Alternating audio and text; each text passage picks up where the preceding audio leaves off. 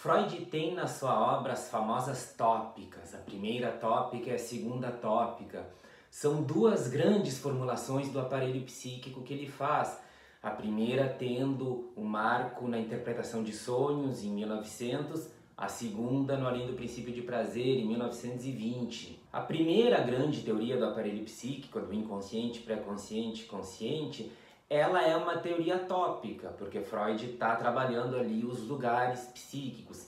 A segunda teorização, a do id, ego, superego, ela é uma teoria dinâmica, até estrutural. Freud está trabalhando o relacionamento de forças dessas instâncias, o id, o ego, o superego. Por isso que eu falei que são duas grandes teorias do aparelho psíquico, mas a gente chama, todo mundo chama das tópicas. A primeira tópica e a segunda tópica. Os estudiosos, comentadores de Freud, muitos deles colocam outras teorias do aparelho psíquico no decorrer da obra do Freud, como por exemplo, em 1895, no Projeto para uma Psicologia Científica, também na Carta 52, que é uma carta que o Freud escreve para o Fliess, e ele coloca modelos de aparelho psíquico do que ele estava pensando. Até antes disso também, no texto do Freud sobre as afasias, ou em 1911, nas formulações sobre os dois princípios do funcionamento mental, ou no texto sobre o narcisismo, em 1914, ou Inibição, Sintoma e Angústia, em 1926, ou no Mal-Estar da Civilização, em 1930. Enfim, esses pontos e outros também, né? Eu não lembro agora exatamente o que cada um desses comentadores coloca como uma teoria do aparelho psíquico do Freud. Eles são pontos de inflexão importantes em que alguma modificação ou algum acréscimo importante na teoria psicanalítica é feita. Mas eu acredito que todos esses comentadores também concordam que as duas grandes teorias do aparelho psíquico são essas que a gente conhece como as duas tópicas. Essas que eu citei seriam teorizações, se a gente quisesse dizer, do aparelho psíquico, mas numa escala muito menor. Eu diria até como se fossem auxiliares dessas maiores, que são as duas tópicas. E aí uma coisa que é importante da gente pensar é: por que o Freud mudou? Por que ele tinha uma grande teoria do aparelho psíquico e por que ele mudou para a segunda tópica? Foi porque ele achou que a primeira estava feia, não gostou mais? Bom, poderia até ser isso, né? Mas é claro que não foi o caso. O Freud sempre ia fazendo modificações na teoria dele a partir dos problemas que ele ia encontrando. Geralmente problemas clínicos, mas eles podem ser teóricos também. Mas a teoria, a metapsicologia, ela sempre serviu, a ideia inicial, o Freud mesmo diz isso, era para ser base para o trabalho clínico, para dar um suporte para a clínica. E a partir de problemas, enfim, ou coisas que ele via falado, teorizado, que ele percebia que não estava mais funcionando muito bem, ou que não era bem aquilo, ele fazia a modificação. Então a gente vai ver o porquê que ele muda da primeira para a segunda tópica, o que leva a ele a teorizar essa segunda teoria do id, ego, superego.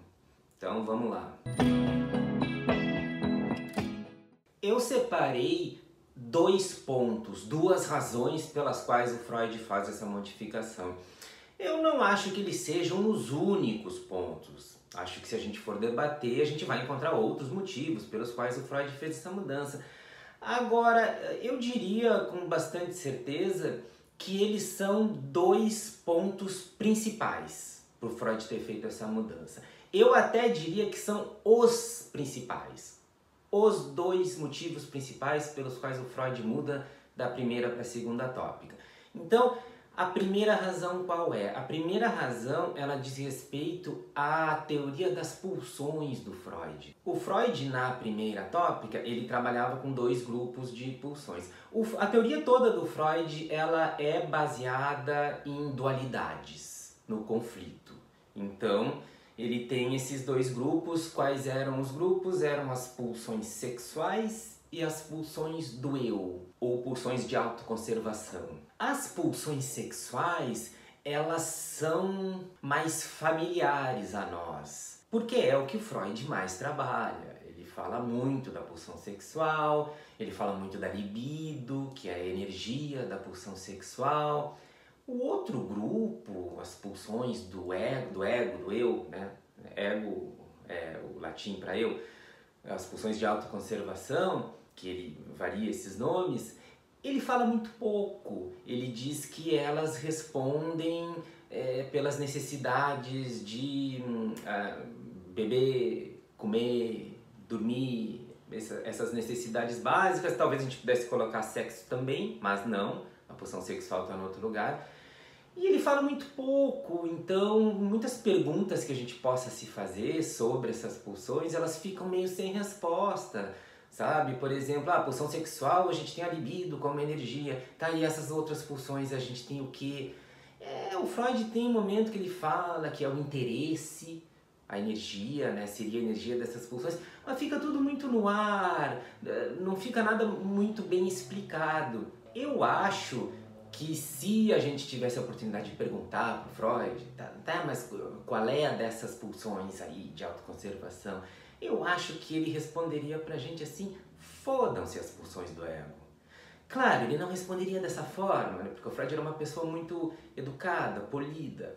Mas por que eu tô colocando essas palavras chulas na boca do Freud?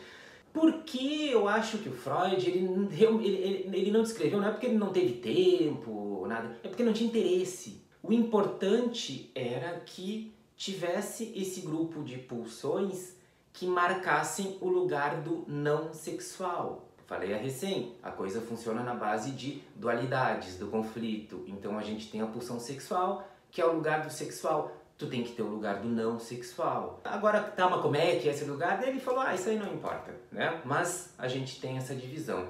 Em 1914, no texto sobre o narcisismo, né, que eu acabei de dizer que é um texto muito importante, o Freud arranja para ele mesmo um grande problema nessa teoria pulsional dele. Qual foi o problema? Bom, como o título mesmo desse artigo fala, ele está teorizando ali o narcisismo. O que é narcisismo? Bom, falando de forma geral, narcisismo é um amor por si próprio.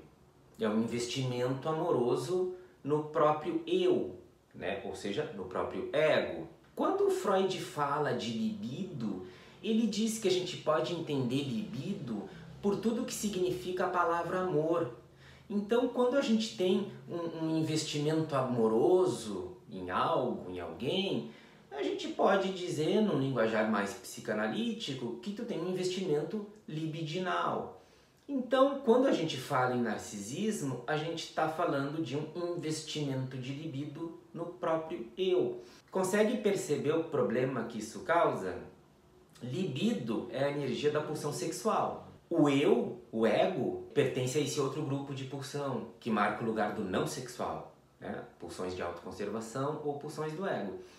Quando ele chega à conclusão que há um investimento de libido no próprio ego, misturou tudo, tu entende? Então, esse lugar das pulsões do ego, que era o lugar do não sexual, agora tem libido investida também.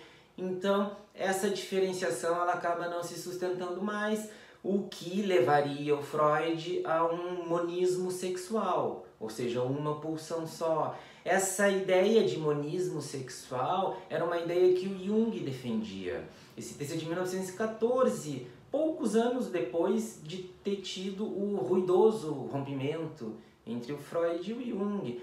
O Freud nunca ia dar o braço a torcer e dizer que o Jung estava certo. O Freud morria seco antes de fazer isso. Eu tô falando isso, é uma brincadeira, mas é uma brincadeira que é verdade, tá? Mas assim, não é por isso, não é para contradizer o Jung que o Freud começou a quebrar a cabeça dele para resolver esse problema. Não, porque como eu tinha dito, a dualidade é um elemento essencial para a teoria dele.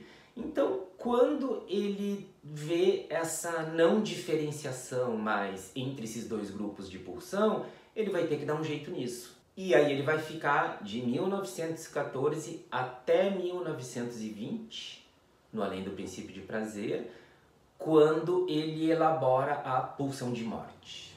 E aí a pulsão de morte é esse lugar do não sexual, só que ao contrário do não sexual que a gente tinha antes, a pulsão de morte vira a grande estrela da teoria psicanalítica. É o conceito avassalador, é o conceito que a partir dele muita coisa vai se modificar, muita coisa vai se reorganizar na teoria psicanalítica. E o contraponto, digamos assim, das pulsões de morte seriam as pulsões de vida, que logo logo Freud vai começar a chamar de eros e vai chamar muito mais de eros do que pulsão de vida. Essas pulsões de vida, elas então englobariam o que antes eram as pulsões sexuais e as pulsões do ego ou de autoconservação, elas já tinham se misturado mesmo, viraram um grupo sob o nome de pulsão de vida. Do outro lado, é do outro lado entre aspas, tá? A relação delas é bem mais complexa do que isso, da pulsão de morte. Mas então volta a dualidade e o lugar do sexual com a pulsão de vida e o lugar do não sexual assegurado com a pulsão de morte. Esse conceito de pulsão de morte, ele é tão potente que é por isso que é em 1920 que se marca o início da segunda tópica. Eu estou dizendo isso porque quando a gente pergunta, se eu perguntasse para ti, a segunda tópica do Freud, provavelmente tu ia dizer, é id, ego, superego, e tá correto. Agora, id, ego e superego, essa turminha só foi criada e descrita 3 anos depois do Além do Princípio de Prazer, no texto chamado O Ego e o Id, em 1923. E aí a gente pode se perguntar, tá, mas então por que a marca da segunda tópica não é 23? Já que tem ali o id, o ego, o superego. Por que em 20? É porque tem a pulsão de morte, mas não só por isso, né? É pela pulsão de morte, mas tem uma outra coisa muito importante no Além do Princípio de Prazer, que é a segunda razão pela qual o Freud elabora a segunda tópica. E essa segunda razão é o ego. O livro Além do Princípio do Prazer, o Freud só vai... Ele fala da pulsão de morte o livro inteiro, desde o início, porque ele está falando da compulsão à repetição e tudo mais. Ele nomeia a pulsão de morte, né, que era uma coisa muito forte, só lá no fim do livro. Mas no capítulo 3 tem um trecho todo ali muito especial, eu acho muito emocionante, tá? Porque está acontecendo ali a mudança para a segunda tópica. Então, eu sempre costumo dizer que é como se a gente visse ao vivo a mudança acontecendo. Não é exatamente ao vivo, né? Porque o Freud escreveu esse texto há mais de 100 anos. Mas a gente vê a modificação acontecendo. E que modificação é essa? Ela é em relação ao ego. O Freud está dizendo ali... a gente tinha uma ideia assim, assado em relação ao ego, mas agora a gente percebeu, chegamos à conclusão de que o ego também é inconsciente. E na verdade o ego é, na sua maior parte, inconsciente. E aqui está tendo a virada para a segunda tópica, porque se na primeira tópica a gente tem os sistemas inconsciente, pré-consciente, consciente também. Na segunda a gente tem as instâncias id, ego, superego, e inconsciente e pré-consciente viram adjetivos, viram qualidades dessas instâncias, né? Então o id é totalmente inconsciente e o ego, ele vai ter a sua parte pré-consciente e a sua parte, maior parte, inconsciente. Entende? É uma grande modificação que acontece. Agora, por que isso aconteceu? O que levou o Freud a fazer essa modificação? Foi porque, de novo, né, como eu falei no início, foi porque ele achou mais bonito que o ego fosse também inconsciente? Não. Foi por causa de não exatamente um problema, eu diria, mas de uma observação, de uma percepção clínica que ele teve em relação à resistência. A resistência, ela já existia desde os primórdios daquilo que o Freud foi chamar de psicanálise, já tinha resistência, ele já trabalhava com a resistência. Resistência é um fenômeno absolutamente comum em qualquer tratamento. Todo tratamento tem resistência, pode ter mais resistência, menos resistência, Mas se não tiver resistência, não está tendo tratamento. Ou então a própria não resistência é um fingimento e é uma resistência ao tratamento. Tu entende? Tem resistência, sempre vai ter. A questão não é essa.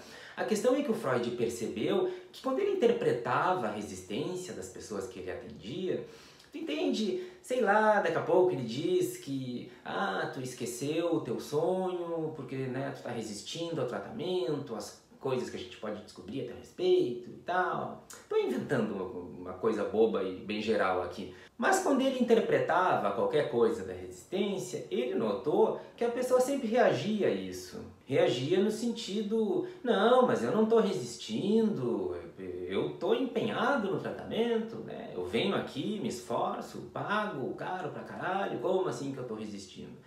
E o Freud notou que isso que as pessoas respondiam para ele não era golpe, não era uma tentativa de enganar ele, era verdade. As pessoas de fato acreditavam nisso, era genuíno. E aí ele pensou assim, pois é, mas então se é assim, a resistência é inconsciente. E qual é o problema da resistência ser inconsciente? O problema é o seguinte, se a gente pegar o desenho da primeira tópica, a gente tem o sistema inconsciente e o sistema pré-consciente separados pela repressão. A repressão, ela visa impedir, né? Não impedir completamente, mas, digamos assim, fazer com que o inconsciente não passe todo de uma vez ou de qualquer jeito. Tem um rodapé psicanalítico sobre a formação de compromisso que a gente fala direitinho sobre isso. Mas de qualquer forma, a gente pode dizer que a repressão, ela visa conter o ímpeto, digamos assim, do inconsciente. A repressão, ela é do pré-consciente. Seria um total contrassenso a gente pensar que quem executa a repressão é o inconsciente. Ou se a gente pensar na segunda tópica, que é o id. O Lacan disse, né? Eu não lembro agora se o Lacan fala id ou inconsciente, mas nesse caso aqui dá no mesmo, não importa.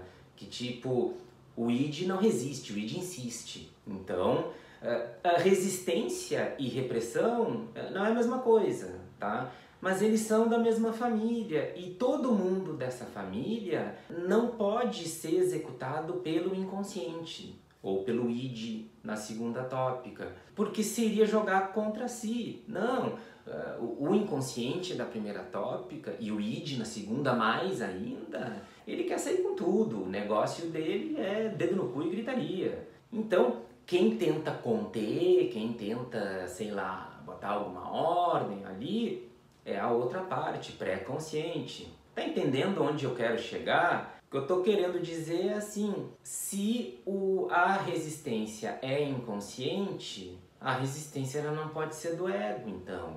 Tá, mas como assim, na primeira tópica, onde é que tá o ego? Bom, não tem no esquema, no desenho que o Freud faz da primeira tópica, não tem ali o ego, ele não coloca o ego, mas ele tá subentendido. Tá? Por que eu estou dizendo que ele está subentendido ali?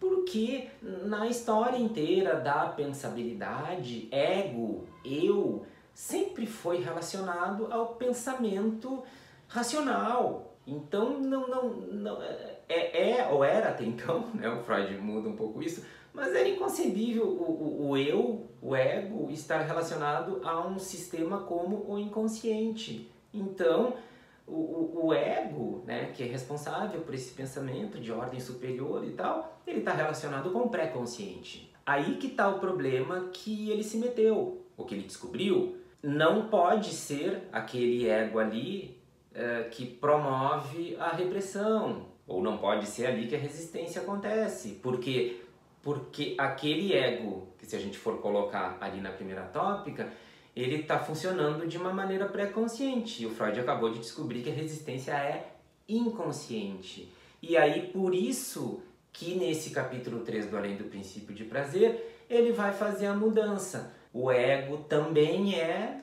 e na sua maior parte, inconsciente.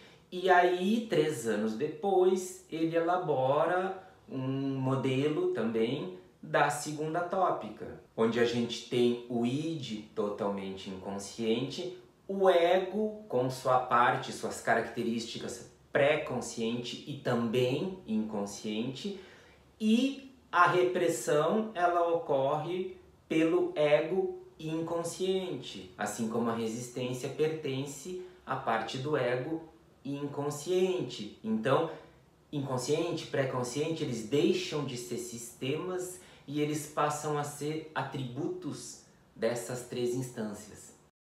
Claro, nisso aqui que a gente falou, falta a gente ver direitinho como que funcionam essas duas tópicas, né? Então, a gente falou os sistemas, inconsciente, pré-consciente, consciente, as instâncias, id, ego, superego. Agora, teriam coisas, muitas coisas, sempre tem muitas coisas, né? Para falar sobre o funcionamento desses sistemas, dessas instâncias, como que se relacionam, não se relacionam, problemas, soluções, enfim, tudo mais. Mas isso a gente vai deixar para outra hora. Eventualmente a gente pode vir a falar sobre isso. O que eu queria hoje era só colocar essas questões dos motivos que levaram o Freud a fazer essa modificação. Eu acho importante a gente seguir certos rastros, tu entende? Certos desenvolvimentos. Isso ajuda que a gente entenda melhor aquilo que a gente estuda.